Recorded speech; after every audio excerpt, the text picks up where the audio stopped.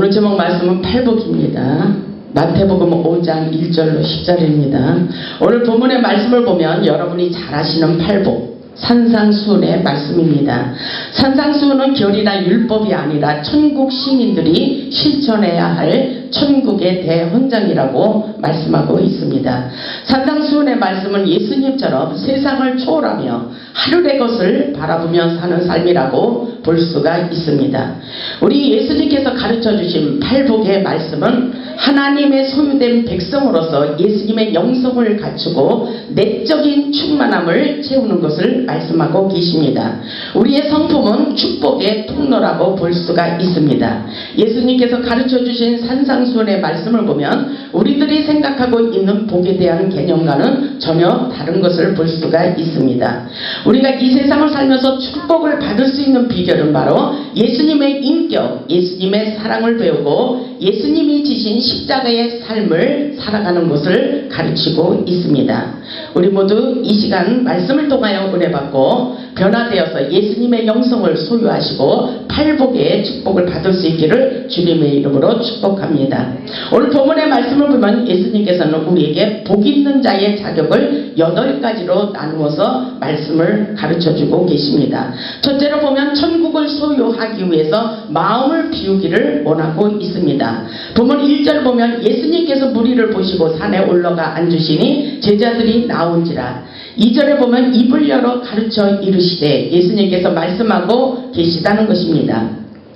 3절을 보면 심령이 가난한 자는 복이 있나니 천국이 그들의 것이며 이렇게 말씀하십니다. 심령이 가난한 자는 이 말씀은 바로 마음을 비우는 것을 말씀하고 계십니다.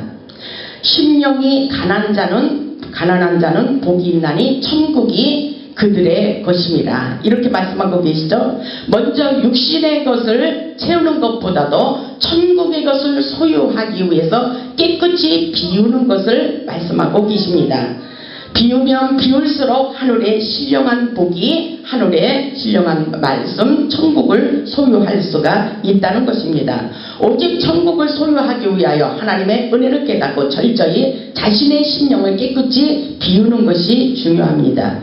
심령이 가난한 자는 바로 하나님을 간절히 찾는 자를 말씀하고 있습니다. 시편 42편 1절을 보면 하나님이여 사슴이 시냇물을 찾기에 갈급함같이 내 영혼이 주를 찾기에 갈급하다고 기록되어 있습니다. 그렇습니다. 우리의 마음, 우리의 영혼이 주님의 은혜를 찾기에 갈급한 마음을 가져야 하늘의 아버지 하나님의 천국의 소유를 충만히 채워지는 역사라고 볼 수가 있습니다. 오직 하늘의 것을 소망하며 하나님만을 간절히 사모하는 심령을 말씀하고 있습니다.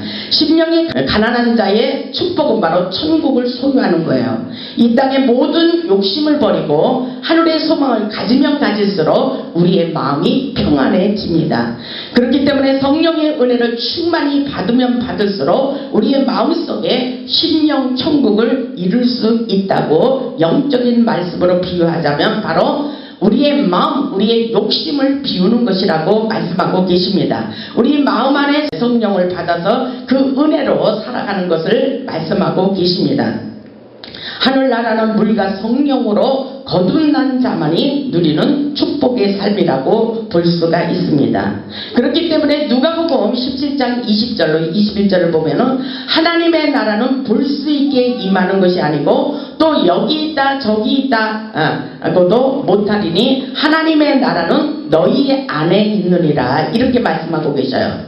우리 안에 먼저 심령 천국, 마음의 천국을 이루기를 원하고 계십니다. 그렇기 때문에 심령이 가난한 자는 복이 있나니 천국이 저희 것이요. 우리가 마음을 비울수록 하늘의 천국을 소유할 수가 있다고 말씀하고 계십니다. 우리 모두 성령의 은혜를 충만히 받아서 세상의 모든 욕망과 욕심을 내려놓고 먼저 심령 천국, 마음의 천국을 소유할 수 있기를 바랍니다. 시편 107편 9절에 보면 그렇기 때문에 저가 사모하는 영혼을 만족하게 하시고 줄인 영혼에게 최고로 좋은 것으로 채워주신다고 말씀하고 계십니다. 그 다음에 두 번째로는 애통하는 자에게 복이 있다고 말씀하고 계십니다. 본문 4절을 보면 애통하는 자는 복이 있나니 그들이 위로를 받을 것이요 이렇게 말씀하고 있어요. 무엇을 위하여 그렇게 애통하는 마음을 가져야 하는지 우리는 말씀을 통해서 더 깨닫는 것이 중요합니다. 하나님과 인간관계를 끊어놓는 죄에 대해서 애통하는 마음을 가져야 됩니다. 하나님께 간절한 마음으로 기도하다 보면 하나님께서 세상을 보며 눈물을 흘린다는 그런 생각이 들을 때가 있습니다.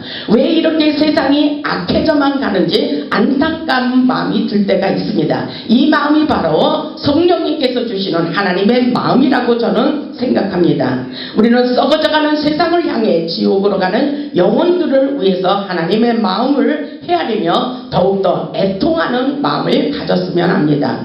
느헤미야는 예루살렘의 형편을 보고 그 나라 그 민족들이 큰 환난을 당하는 것을 보고 수일 동안 슬퍼하며 하나님 앞에 금식하며 눈물을 흘리며 기도했다고 그렇게 말씀에 기록되어 있습니다. 정말 이 나라 이 민족을 생각하며 애통하며 기도하지 않을 수가 없습니다. 우리는 애통하는 마음으로 하늘나라를 위해서 기도할 수 있는 믿음의 사람들이 될 수 있기를 바랍니다. 느헤미야 1장 3절에 보면은 그들의 형편을 보고 예루살렘 사람들의 형편을 보고 다시 말해서 그 나라의 민족들의 형편을 보고 그들이 내게 이르되 사로잡힘을 면하고 남아있는 자들이 지금 거기서 큰 환난을 당하고 능력을 받으며 예루살렘 성은 허물어지고 성문들은 불탔다 하는지라 이 말을 듣고 느헤미야가 그렇게 슬퍼하는 것을 볼 수가 있어요. 오늘날 믿음의 사람들 하나님의 사람들도 이 나라의 민족의 운명을 보고 슬퍼하며 애타는 마음을 가졌으면 좋겠습니다. 느헤미야 1장 4절에 보면 내가 이 말을 듣고 그랬어요. 이 말을 듣고 앉아서 울고 수일 동안 슬퍼하며 하늘의 하나님 앞에 금식하며 기도하며 이르되 하나님 여호와 하나님 여호와여 크고 두려우신 하나님이여 주를 사랑하고 주의 계명을 지키는 자에게 언약을 지키시고 긍휼을 베푸시는 주여 내가 주님 앞에 간절한 마음으로 기도한다고 그렇게 느헤미야가 기도하는 것을 볼 수가 있습니다. 우리도 썩어져가는 이 세상을 보면서 하나님 앞에 기도하지 않을 수가 없습니다. 우리의 죄 때문에 한탄하고 비통해하며 애통하는 마음으로 기도하다 보면 하나님의 마음을 깨달을 수가 있습니다. 우리의 마음에 상한 심령을 가지고 통회하고 자복하는 마음으로 애통하는 마음으로 기도할 때에 하나님의 위로의 말씀이 들려오게 하시고 절망 가운데서도 우리에게 힘과 용기를 주는 것을 볼 수가 있습니다. 우리는 하나님의 나라를 부흥하기 위하여 애통하고 회개하는 마음을 가지시고 하나님만을 기뻐하는 삶을 살아갈 수 있기를 주님의 이름으로 축원합니다. 세 번째로 보면 온유한 자의 축복이라고 볼 수가 있습니다. 온유한 자는 복이 있다고 말씀하고 있습니다. 본문 5절을 보면 온유한 자는 복이 있나니 그들이 땅을 기업으로 받을 것이요. 그렇죠? 오늘 본문의 말씀을 생각하면서 내 마음을 점검하세요. 내 심령, 내 마음이 정말 내 성품이 온유한 성품을 가지고 있는 자, 그런 마음을 가지고 있는지 한번 생각하면서 내가 예수 그리스도의 은혜 가운데 성령의 은혜로 온유한 마음을 갖기를 원합니다. 이런 간절한 마음으로 말씀을 들으시기를 주님의 이름으로 축복합니다. 하나님께서는 온유한 마음, 부드러운 마음, 그리고 너그러운 마음을 가진 자에게 풍부한 축복을 부어주신다고 말씀하고 계셔요. 그렇기 때문에 시편 37편 11절은 오직 온유한 자는 땅을 차지하며 풍부한 화평으로 줄기리로다 이렇게 말씀하십니다. 온유한 자는 땅을 차지한다 그랬어요. 온유한 마음은 예수님의 성품을 닮은 자입니다. 부드러운 마음, 겸손한 마음을 가진 자라고 볼 수가 있습니다. 민수기 12장 3절을 보면은 모세는 온유함이 지면의 모든 사람보다도 숭하다라고 이렇게 말하고 있습니다. 그리고 마태복음 11장 29절을 보면은 나는 마음이 온유하고 겸손하니 예수님께서 이렇게 말씀하십니다. 나는 마음이 온유하고 겸손하니 나의 멍에를 메고 내게 배우라. 그러면 너희 마음이 힘을 얻으리니 온유하고 겸손한 마음이 힘을 평안한 마음을 가질 수가 있다고 말씀하고 계십니다. 그렇기 때문에 성격이 무관하고 성격이 좋지 않은 사람은 온유라고 이름을 바꾸기도 합니다.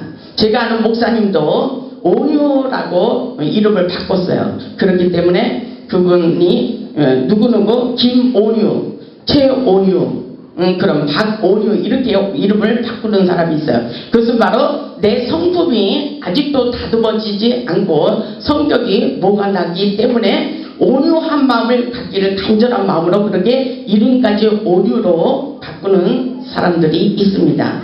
우리의 마음이 온유한 마음을 가질 수 있기를 주님의 이름으로 축복합니다. 십자가에서 우리를 위하여 죽임을 당하신 예수님을 생각하면 온유한 마음으로 고개가 저절로 숙여지게 돼 있습니다. 성령님을 의지하고 예수 그리스도를 본받아 온유한 심령이 되어서 예수 그리스도의 심장을 가지고 예수 그리스도의 향기를 나타내는 자들이 되시기를 주님의 이름으로 축원합니다.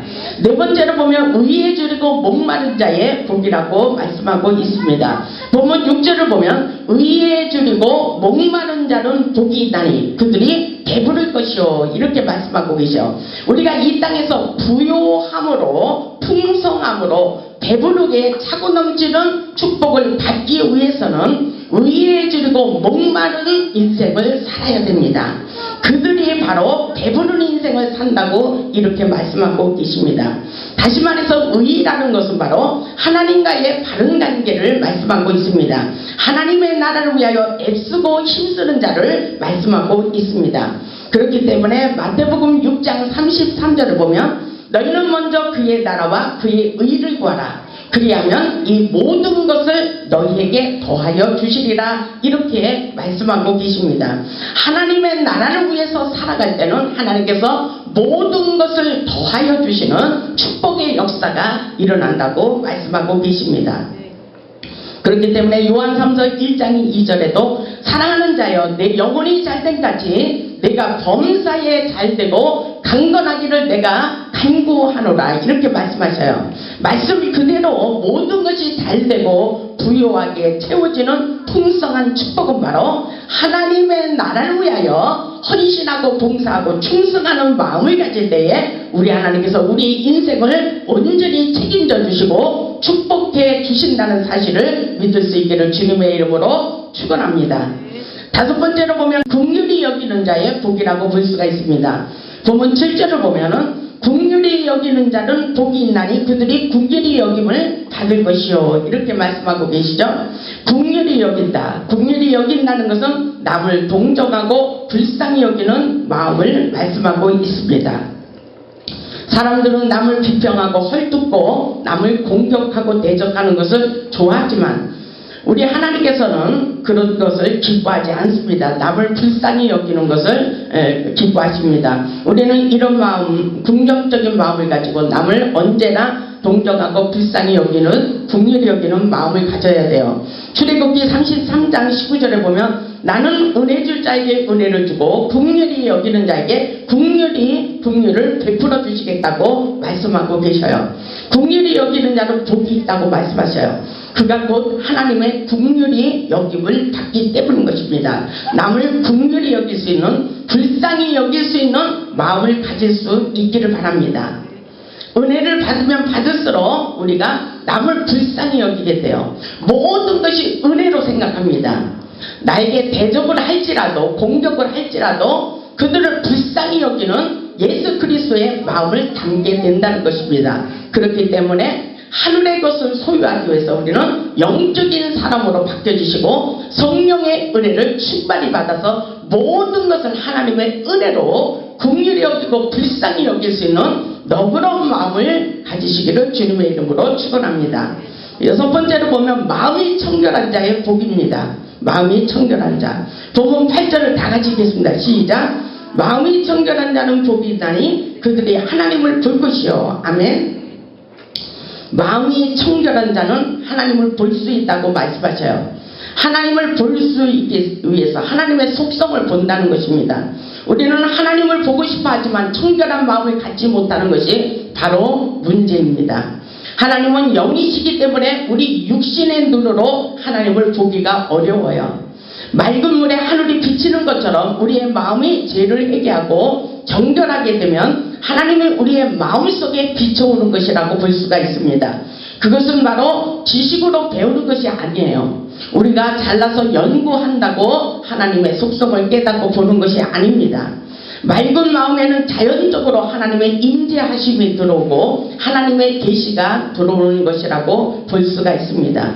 그렇기 때문에 보혈의 은혜를 깨닫고 성령의 생수로 마음이 가득하면 하나님의 마음이, 하나님의 모습이 그 마음에 그대로 비춰오는 것을 깨달을 수가 있습니다. 하나님의 존재는 연구하고 공부를 해서 깨닫는 도가 아닙니다. 우리 안에 있는 마음에서 점점 비우고 내려놓고 하나님의 임재를 체험하고 경험하며 깨닫는 것이라고 볼 수가 있습니다. 그렇기 때문에 시편 24편 3절로 5절을 보면 여호와의 성산에 오를 자 누구며 그 거룩한 곳에 설 자 누구인가. 그 손이 깨끗하고 마음이 청결하고 뜻을 허탄한 데 두지 아니하고 거짓 맹세치 아니한 자로다. 이런 사람은 하나님께서 하늘의 속성을 많이 나타내 주신다고 말씀하고 있습니다. 마음이 청결한 자는 하나님을 볼 수 있다고 말씀하신 것처럼 우리는 깨끗한 삶, 거룩한 삶, 성결한 마음을 가지고 살아갈 수 있기를 주님의 이름으로 축원합니다. 7번째로 보면 합평케 하는 자의 복입니다.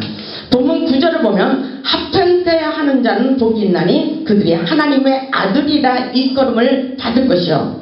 하나님의 아들이라고 인정받게 됩니다. 합평한 마음을 갖는 자, 합평케 하는 자, 이런 사람들은 하나님의 아들이라고 인정받게 된다고 말씀하고 있습니다.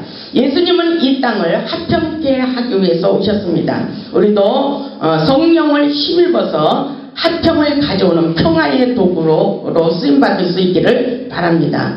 예수님의 사랑을 실천하며 내가 위로받기보다는 남을 위로하며 이해받기보다는 남을 이해하며 사랑받기보다는 남을 먼저 사랑하는 예수님의 마음을 가졌으면 합니다. 예수 사랑을 실천하는 자가 될 수 있기를 주님의 이름으로 축원합니다.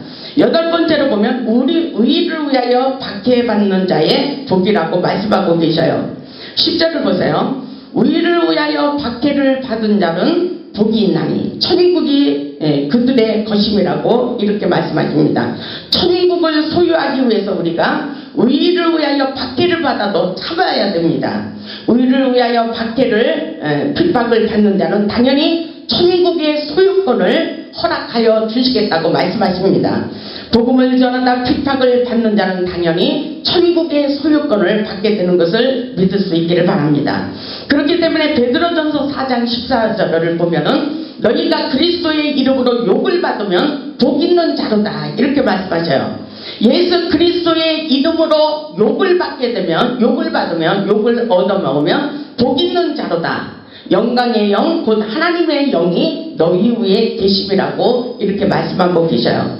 그렇기 때문에 하나님의 복음을 전하다가 헌신하고 봉사하다가 복음을 전하다가 욕을 받고 핍박을 받을 수도 있습니다. 그러나 하나님께서 모든 것을 갚아주시고 하늘의 천국을 소유권을 허락하여 주신다는 것을 깨달을 수 있기를 바랍니다. 하나님의 나라의 영광을 위하여 충성하고자 할 때에는 분명히 박해를 받지만 박해를 받을지라도 절대로 낙심하지 마시기 바랍니다. 그럴수록 우리 하나님께서 천국의 소유권을 더 많은 것으로 큰 상급을 부어주신다고 약속하고 계십니다. 이 땅에서 핍박 받은 만큼 천국의 소유권을 더 풍성하게 채워주시고 상급을 부어주신다는 말씀과도 같습니다. 하나님의 영광을 위하여 사는 자들에게 하늘의 상속권, 축복권, 천국이 그들의 것이라고 말씀하셨어요.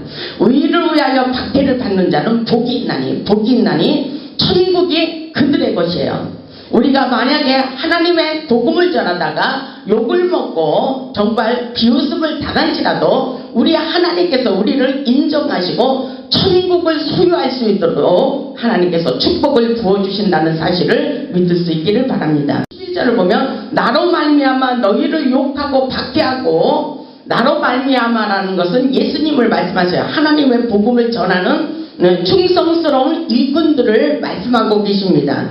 나로 말미암아 너희를 욕하고 박해하고 거짓으로 너희를 거스려 모든 악한 말을 할 때는 너희에게 복이 있다 그랬어요. 우리에게 복이 있다 그랬어요. 우리는 세상 생각으로 이것을 깨닫는 것이 아니라 하나님의 나라의 것은 달라요.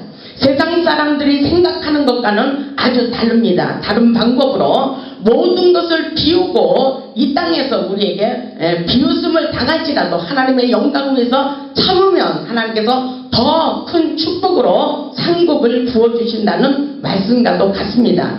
그렇기 때문에 본문 12절에 있듯이 기뻐하고 즐거워하라. 기뻐하고 즐거워하라. 하늘에서 너희의 상이 큼이라. 너희 전에 있던 선지자들도 이같이 박해하였느니라. 이렇게 말씀하시죠. 여러분들 힘을 내시기 바랍니다. 정말 사명을 감당하기 위해서 별의별 사건이 많이 있지만 어떤 일이 있어도 우리는 환경을 초월하고 사람을 초월하는 그런 역사라고 볼 수가 있습니다. 우리가 믿음을 가지고 하나님을 믿는 믿음을 가지고 세상을 이기는 역사입니다. 하나님이 우리와 함께 하기 때문에 모든 것을 견딜 수 있는 믿음의 사람들로 바뀌어진다는 것입니다.